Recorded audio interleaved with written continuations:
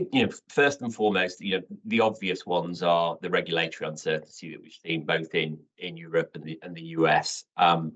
I think that more recently, within the EU, we've seen a quite clear direction of travel on how these projects will need to be structured, and the requirements for the green hydrogen qualifying as RFNBO, a renewable fuel of non-biological origin.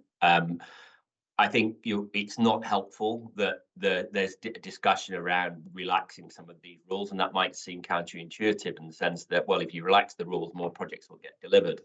But there are a number of projects that are relying on the rules as set. If they're sourcing, let's say, grid-based power, they're looking at a requirement to get built by 8, and that's giving them a competitive advantage if they can get there. If that date's being pushed out further, other projects will come in and fill that gap. So, there's two sides to every story. So I think, regulatory certainty is a must. Everyone needs to know what they're building is correct, it's compliant with regulation, and it can get banked on that basis. I think that's the first issue.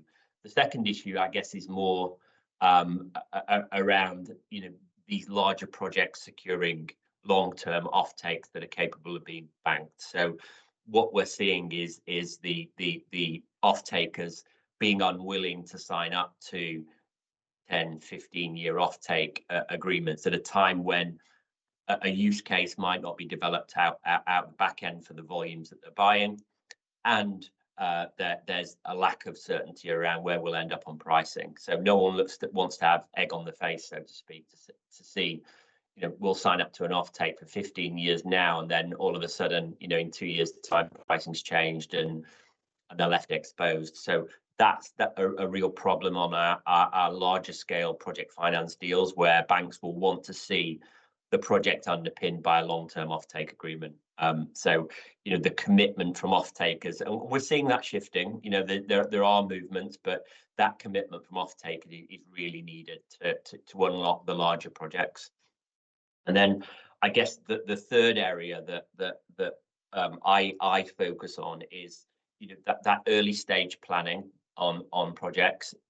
In order to deliver these projects on a project finance basis, they need to be structured in a way that offers certainty of time and cost, and achieving that what we'd call an EPC wrap. So one contractor assuming full risk on delivering the project on time, on budget, etc., to a required performance specification. What we typically see is that developers, early stage developers, will procure individual packages of works, individual technologies, and won't have that early planning in order to structure the project. So what you're heading towards this kind of lump sum turnkey delivery solution. Now, I'm not saying that you will always get there and that you will achieve the halcyon position of a lump sum turnkey solution, but you need to get most of the way there. And the reason why you need to get most of the way there is, if you don't get there, the lenders will be looking for the sponsors to provide some kind of equity support for time and cost overrun, and that will go to project economics. So, the margins are already very thin on these projects. So if these projects are not structured and planned meticulously from feasibility, pre-feed and feed phase, and technology licensing phase, you could end up being designed into a corner and end up with a project that's either very expensive or you need to go back to the drawing board. So I think that last problem is eminently solvable with early planning. The other two, time will only tell.